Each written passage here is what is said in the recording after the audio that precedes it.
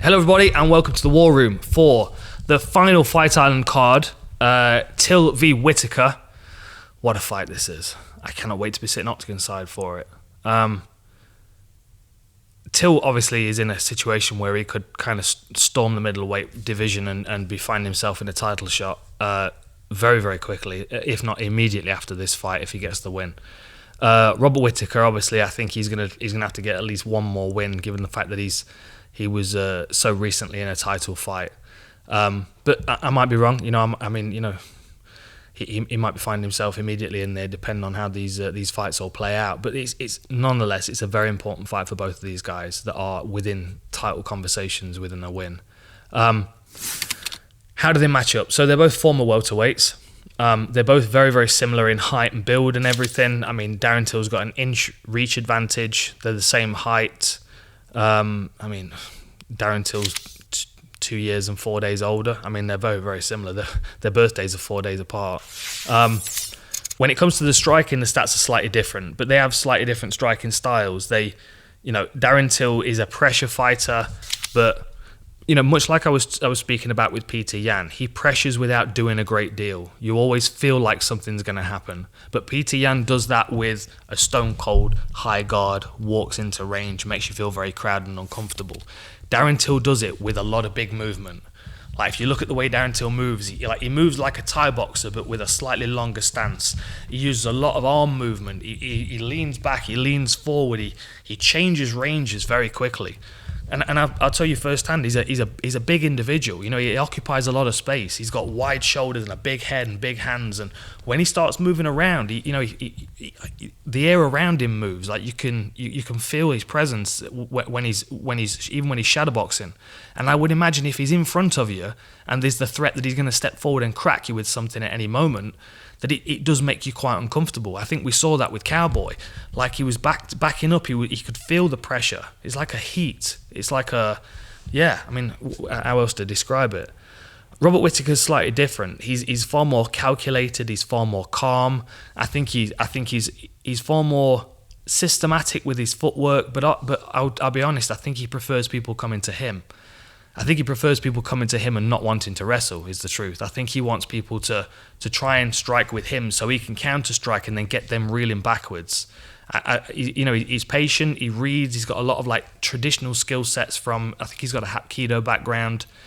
And there are some things in this fight that I think work very well for him. So we've got an orthodox against a southpaw. So we've got two guys that are going to rely on that rear body kick or rear kick. For Darren Till, it's going to be the sweeping left leg, bang, straight into the midsection over and over again. He'll also work that lead leg because Whittaker does stand heavy on that lead leg. There's a reason for that, which I'll cover in a second.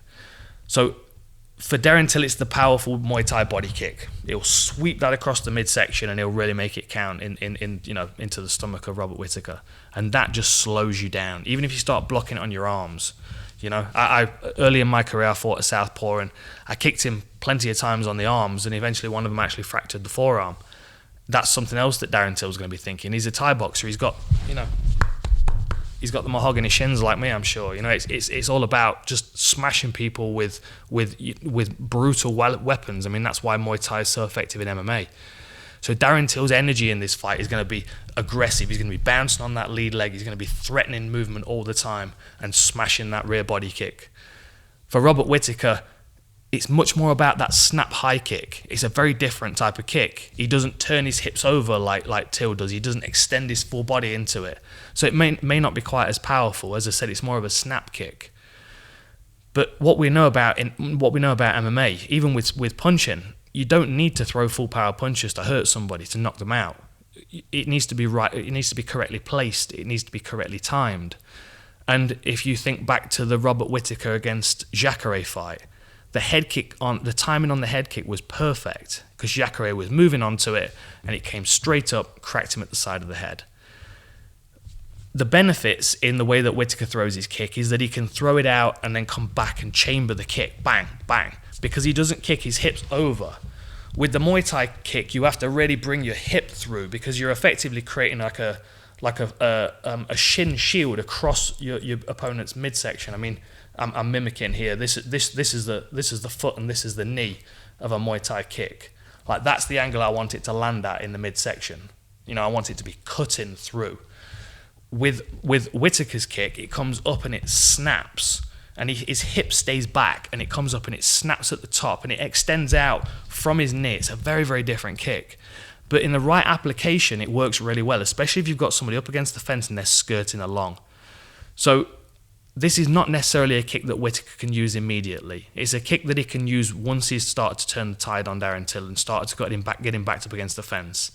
The early techniques for Whittaker is going to be front kick, inside kick, and then that rock over hook that he uses. And this is why he stands heavy on the lead leg, because that weight on the lead leg allows him to bounce forward and he comes over the top with the hook. And I don't punch like that. I mean, I've drilled it because I want to learn how to do it, but it's not a natural movement for me. As it comes over, the body doesn't really turn. The hook kind of comes over and it almost rolls with the shoulder. He caught Brad Tavares with it, and I remember seeing the kick because I remember seeing the punch because it came after a kick. Like, he snapped the kick and then came back and punched. There was no time for his body to turn through to create more power, but the punch did the damage anyway. Same with the kick. His hips aren't coming through, but they're still doing the damage. What it allows him to do is to be far more controlled. He doesn't overextend himself. He doesn't use quite as many feints as Darren Till, which means that when he does commit to something, he needs to make sure it's going to land. But ultimately, if it doesn't land, he's not going to swing and miss and be vulnerable. With Darren Till, he tends to use his feints to set up his attacks. He doesn't just throw things recklessly. He tests and he reads. You know, he's a very intelligent individual. He's got a real high fight IQ. They both have. I mean, this is why this is so fascinating, is because they've got different skill sets, but they've got a very similar fight IQ, and they've also got, I mean, quite a lot of experience between them. I mean, Darren Till's 18-2-1, Robert Whittaker's 21-5. I mean, you know, that's a lot of fights for these guys, especially with their ages. They're both, you know, born in the 90s, making me feel rather old. This is going to be a fascinating striking conversation between two really high-level guys. I think it might be a bit cagey, if I'm honest. I think, you know, when we saw Darren Till against Wonderboy, you know, it was very, very much a chess match. It was very standoffish. I think these two will be slightly more active. I think Darren Till's more aggressive, particularly at middleweight. I think he's more comfortable at middleweight because he's not battled his way down to the weight class. I also think Robert Whittaker is naturally a higher output fighter. He naturally throws more and he's busier because his strikes tend to work better in combination.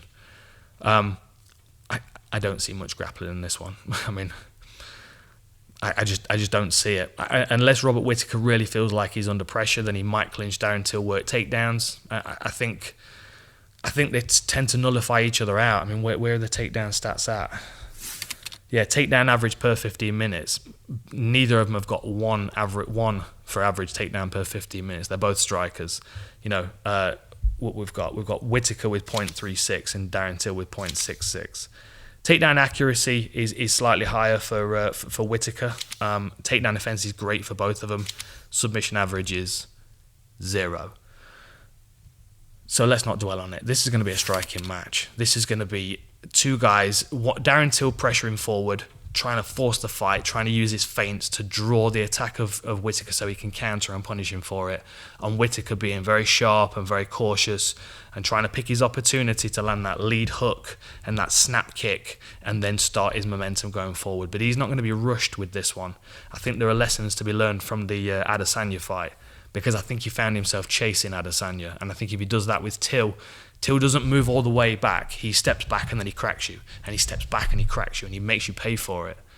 I think Whittaker needs to go back to the far more calm, prepared to wait it out and fight over 5 rounds and kind of pick his shots. I felt he was a bit more emotional in the Adesanya fight than I've ever seen him before. Whether that was the excitement of fighting someone that's not Yoel Romero, or whether that was because Adesanya's on this real streak and you know, Whittaker wanted to prove himself as the real champ, I don't know. But if he comes into this one against Darren Till and doing that, I think he's very vulnerable. If he plays it smart, then this is a hell of a matchup between two of the highest level strikers in the division. And whichever one progresses forward, even if it's Robert Whittaker that wins this fight and progresses back to a title shot, we'll have seen improvements in him, which will make it more anticipated in his rematch with Adesanya. Really looking forward to this one. Enjoy the fights. See you next time.